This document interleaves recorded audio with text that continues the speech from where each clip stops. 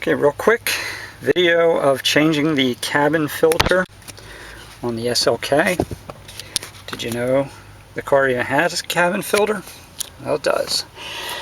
And under the passenger side footwell, it's a little cover, screw here, screw down there, take those screws off.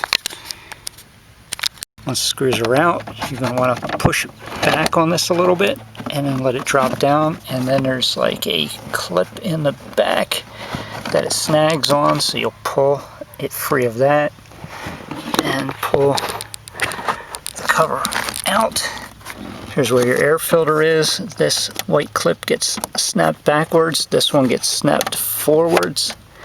Just going to do it and hold the camera, and then the cover will come off along with the clips.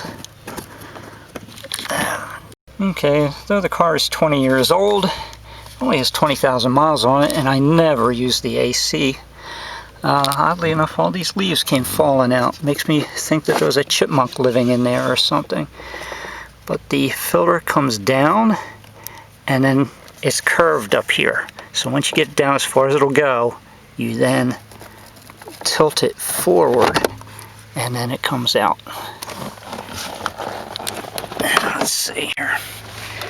Yeah, we got quite a lot of leaves in there. Considering the car is garage kept, really has not spent any time outside.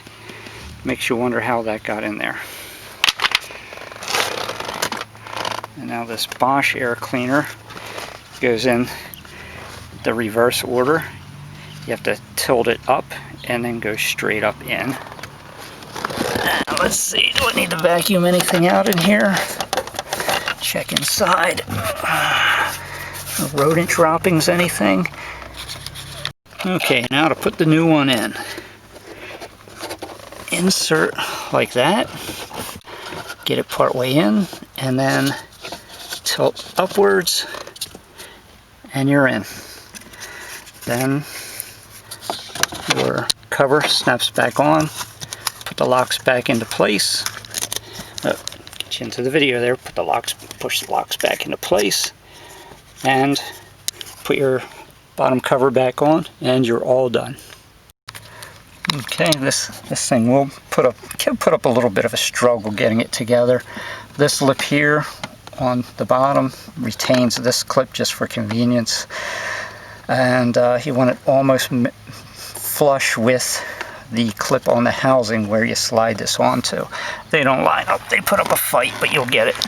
Then there's a clip back here that goes into this little slot here. Slide all the way back, push up, and then slide forward to get underneath the lip of the dash panel. Put your two screws on. Okay, well done. This is the original carbon impregnated filter, but I'm sure after 20 years that carbon isn't doing anything. And we are in place now with just a regular micron filter, a whole lot cheaper. Should do the same job.